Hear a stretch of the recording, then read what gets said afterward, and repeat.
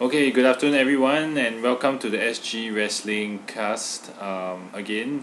First of all, I'd like to thank everyone for viewing this video. All 20 of you. All 20 of you. Woo! And now we're back again with a new podcast and I'm Eugene the Juan and I'm Zaki aka Akis. And as usual, Katigesh, the special K, or whatever, yeah, me. Okay, now the topics for today.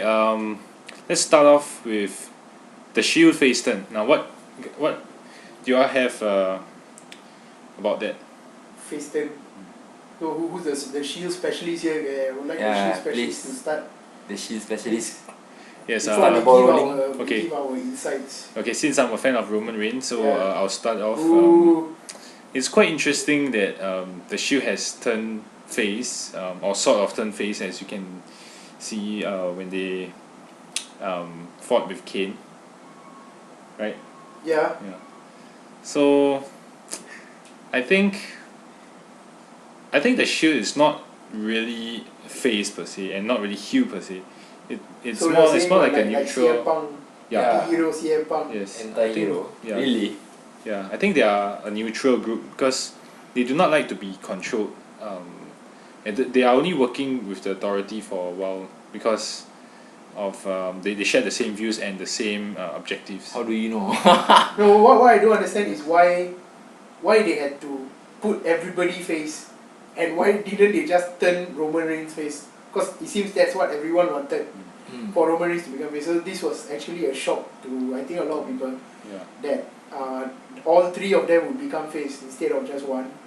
Actually, not all of them look like face wrestlers. Like if you look at Ambrose, he doesn't have that face look. He had a nice face when Jake the Snake put the snake on his face. Yeah. That nice face. He had a nice face. Yeah. So it's very interesting to look at how it all pans out in WrestleMania and upcoming main events. Yeah, by the way, WrestleMania is about 2 weeks. Yes, 2 weeks away. 2 weeks. Yeah. So we will be doing like a bigger podcast next week, like for pre-WrestleMania thing. So be sure to check it out next week. It will be much longer, touching on like our favorite WrestleMania main events, the best WrestleMania that we think on our own personal opinion, and also like. Oh, okay. We don't want to be giving away so much this week. Okay, yeah, but so tune in for next week. Yeah, it's just like a pre-WrestleMania thing. So just tune in on that. Yeah, we do a match by match analysis. Match by match. Yeah. Things like that. Yeah. And the So possible look out for it. storylines. But speaking of WrestleMania, like just to add on, I think most probably you will get to see a New Age Outlaws and Kane versus the Shield match at WrestleMania. Yes. Just to go along with the nonsense that's going on between Daniel Bryan and Triple H and Stephanie McMahon, that whole revival of the Austin era. Yeah. Going against what was the thing called? The corporation? Yes, the corporation. It's a reinventing of the corporation. But except Rebranding. the person who is going against the authority does not look one bit like an anti-hero. So not even close. it's interesting to see what they are trying to do there with Daniel Bryan and Triple H. But most likely, I think it's pretty much certain that Triple H will lose that match at WrestleMania and Daniel Bryan will go on to the main event. And it's a very high chance that he will win the WWE World Heavyweight title from Randy Orton, because I think it could go two ways. One way is either they could just troll the WWE Universe again and just give the title to either Orton or, even better yet, Batista. Or they might just try to appease the fans who have been like quite vocal for a long time and just give it to Bryan. Yeah. But the issue we want to talk about here is just really like, why is it that this authority storyline has come into play again? And out of all the persons they could have chose to run with the storyline, they pick someone like Daniel Bryan, who is starting to wear out that whole underdog personality that he had when he first started to go inside the picture. Yeah, and the Yes movement is getting boring, right? The Yes movement sucks. Yeah. So I say no to the Yes movement. It's just a way to... It's very cheesy. Yeah, the one when they invade the ring, then plus all the buggers and everything else. Yeah. It's just another way to get the fans involved, but I think they are going about it the wrong way. The wrong way, like the wrong He's usually going about it the wrong way. And just to say, this podcast this week will be a a short one because we will be saving most of our other material for the next week's podcast. So yeah, saving the best for last. Yeah, the best for not last. Not for the last. Hopefully not last. Yeah, correct. So if more of you all watch, you won't be the last. Hopefully.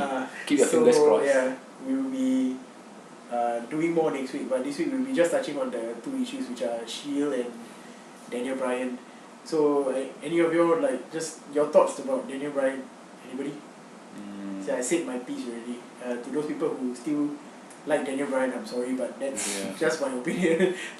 I think he's not worthy of the World Heavyweight Championship. I mean, I think he should be categorized under the, if there's even a cruiserweight title. I mean, if they bring back the cruiserweight title, maybe he can. Would they bring back the cruiserweight title? I doubt so. Yeah, so I doubt it. But based on technical ability, he Yeah, can wrestle lah. He's He was one one of of the the best or say technically gifted wrestler. Because when you look at the roster, there are only like, I think you can count in one hand. It's a dying breed lah, actually. I who think can actually like have mad wrestling skills that they are just not entertainers, but they can actually wrestle.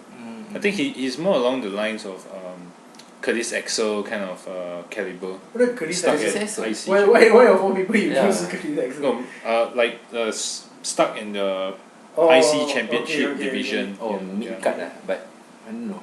But he can't really progress to the higher division like World Heavyweight. So you're saying the reason why he's up there is because he's a fan favorite. I guess, yeah. He's a fan favorite. He gets a lot of attention. He's the equivalent of John Cena at this point of time. Yeah, I'm starting to like John Cena better now.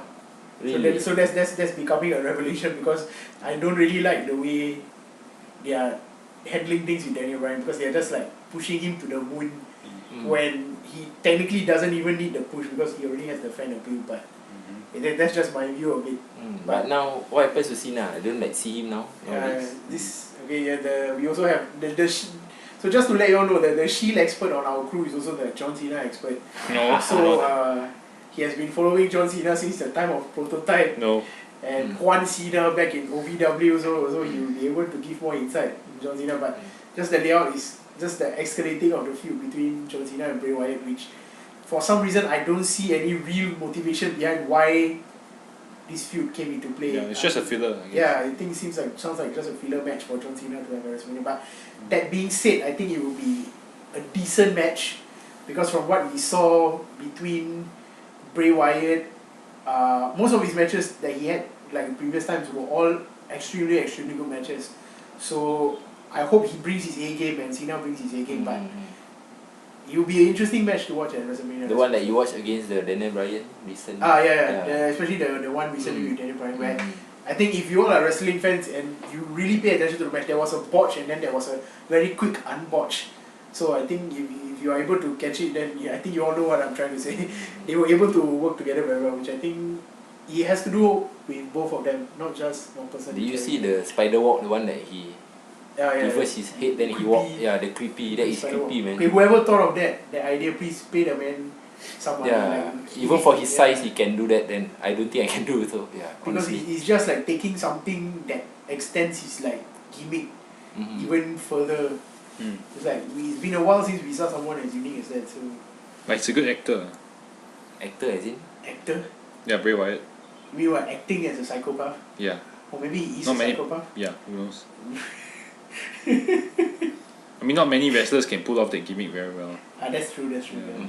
Maybe only Papa Shango, but other than that, Psycho Sid. Psycho Sid. I want Godfather to return. Maybe just a debut, as in a surprise. They have the 40-man Royal Rumble. It's a 30-man. 30-man. Andre the Giant. Yeah, okay. Yeah, but as usual with all WrestleMania stuff, we'll be covering it next week. Which will be covered next. Yeah.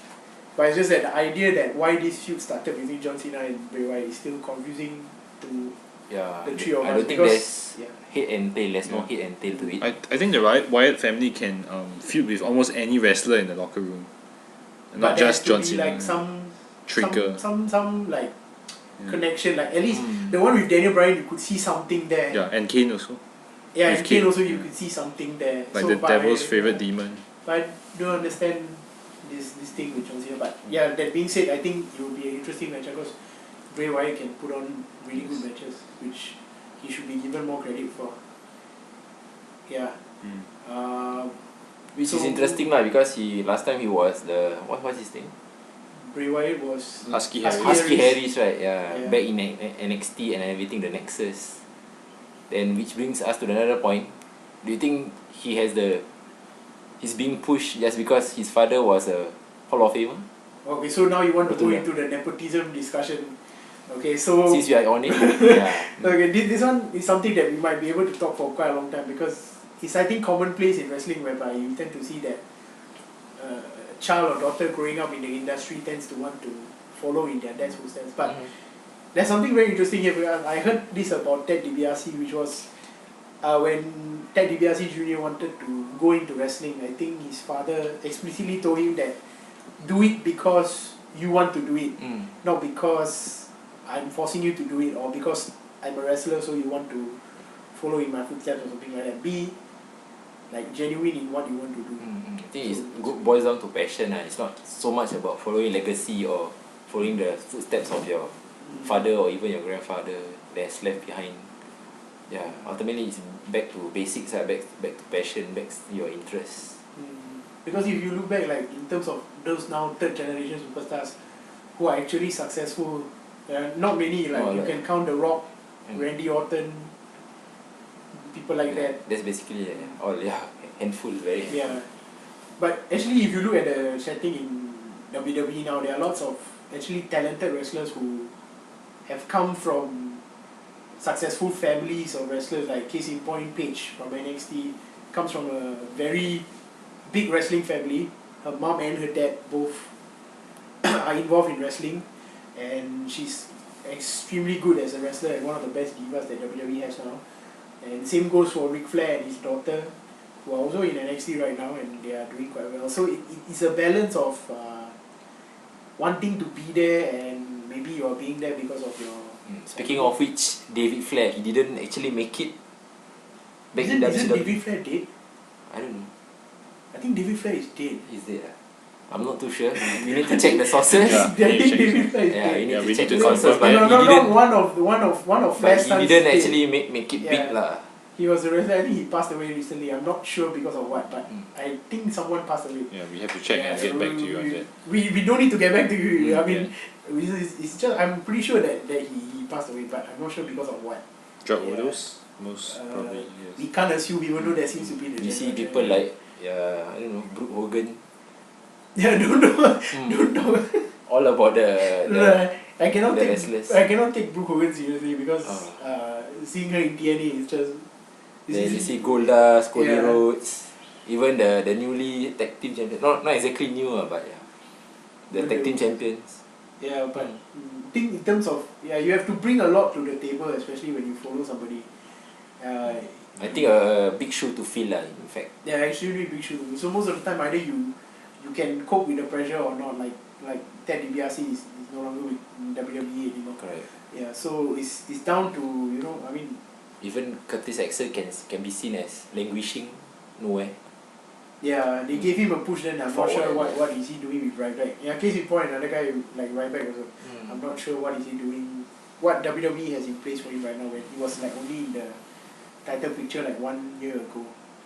But I'm not sure what. This happening to Miz also.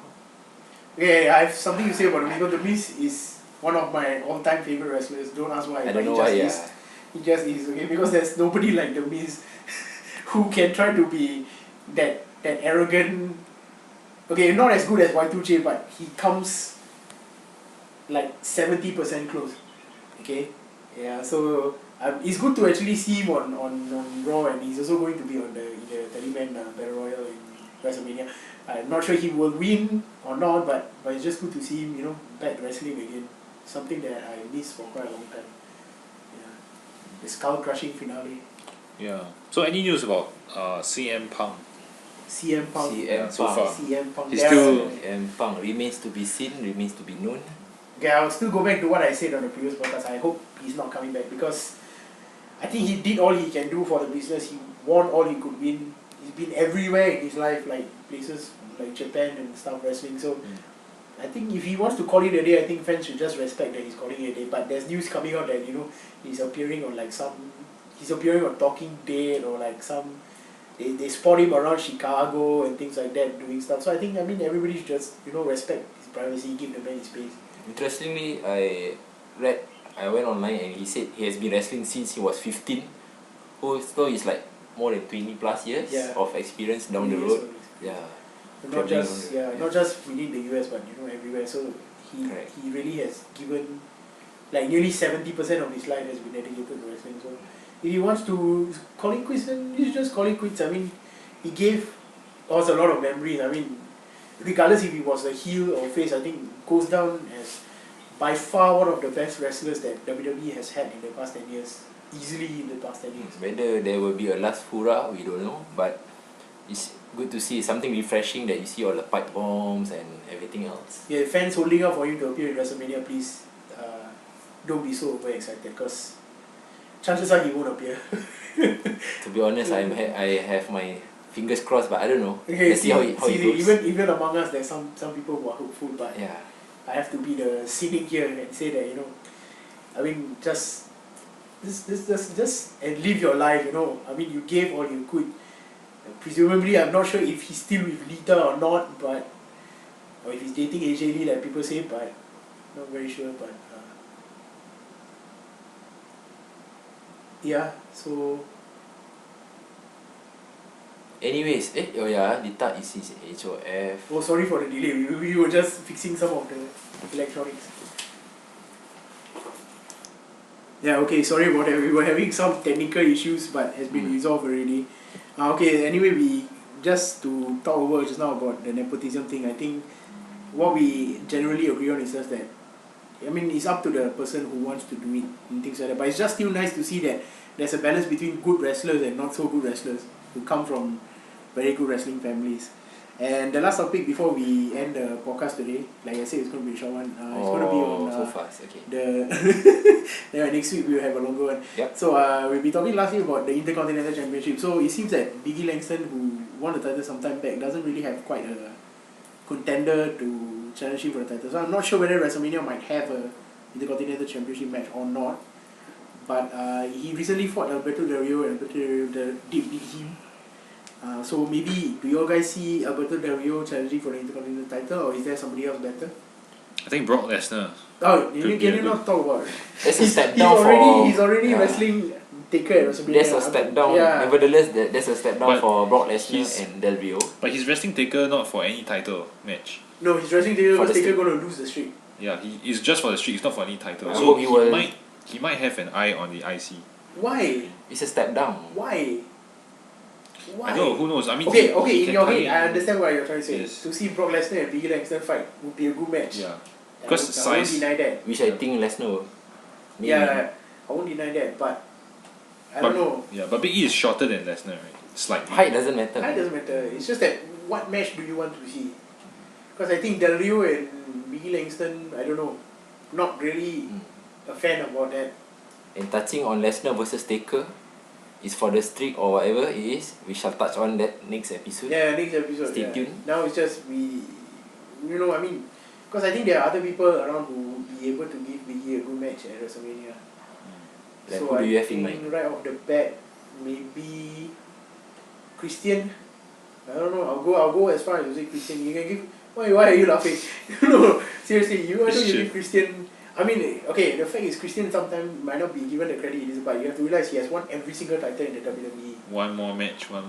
Yeah, he has won. You can give him a good match at WrestleMania for the Intercontinental title.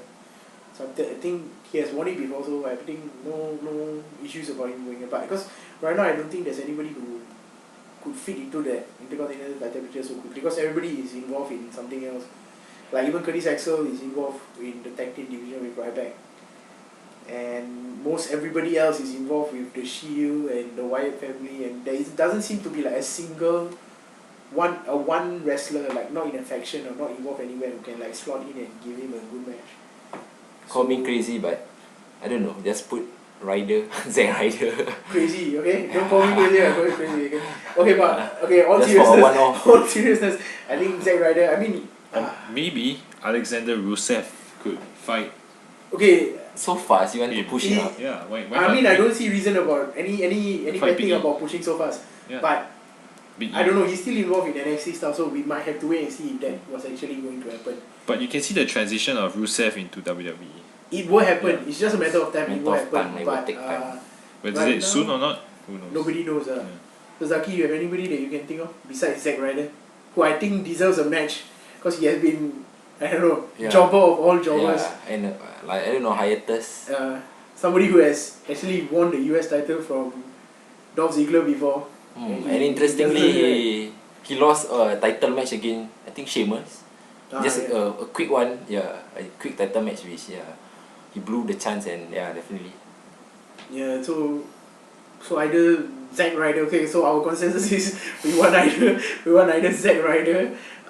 The Juan wants Alexander Rusev for some reason, I don't know why. Or Brock Lesnar. Okay, or Brock Lesnar. This is just a step down, like I feel. And for me, I'm going with the old timer Christian. I mean, just give him a run, just one title, give him a run, give him a match. Because it makes no sense. Because I don't want to see the Intercontinental title become like the US title that Dean Ambrose is having, and he doesn't even defend it at all.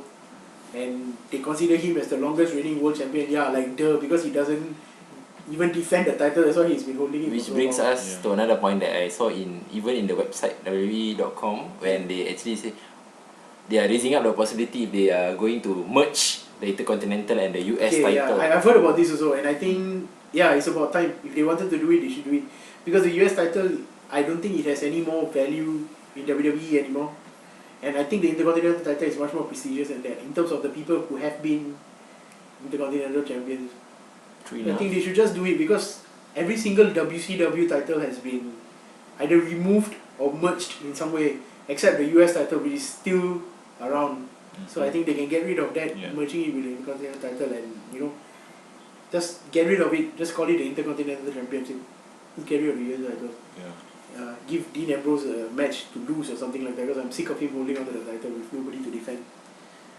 Yeah, so anyway, I think that's all for this week. So again, like we said, tune in next week. We have a bigger, longer podcast where we'll be talking about like our favorite WrestleMania moments and things like that. We hope that you have enjoyed listening to us, and if there's anything, you guys can just leave a comment, like or subscribe if you like, but we are not forcing you to. Just having you guys listen to us is good enough, and thanks to the 20 people who gave us the views for the first podcast, and hope kudos. And we hope it continues. So okay, that's all right. Nothing else. Yeah, that's all. Okay, that's all. So I'd like to say winter is coming. Yeah, okay. Okay, that's beside the point for those who get it. Yes, you know what I'm referring to. Game of Thrones fans, okay, yeah. Woo, Game of Thrones, yeah. Okay. Okay, guys. So thanks so much again. Tune in next week. See you same time, same place, same our channel, even though it's not the TV.